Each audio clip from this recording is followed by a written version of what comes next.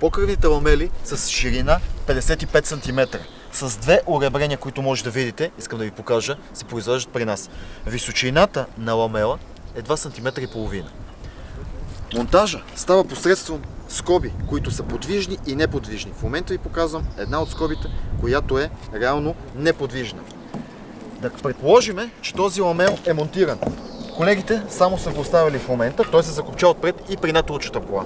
Посредством тези скоби на всеки 30 см се монтират с винтове. Следващия етап идва ето този ламел. Фиксирането идва по този начин. Ето така. Може два варианта да бъде закопчаване. Единия, който е стандартен начин, ръчната закопчалка, която с нея скопчаваме. Слага се по този начин и стискаме. Да направим единичен фалц. Втория начин е с машината ни от начало до край. Покривните ламели са изтеглени на база проект. Какво направихме ние? Освен проекта, дойдохме на място и начертахме самия покрив по съществуващите вече размери.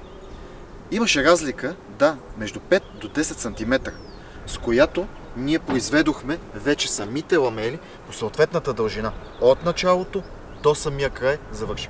Както виждате, различна дължина има на ламелите.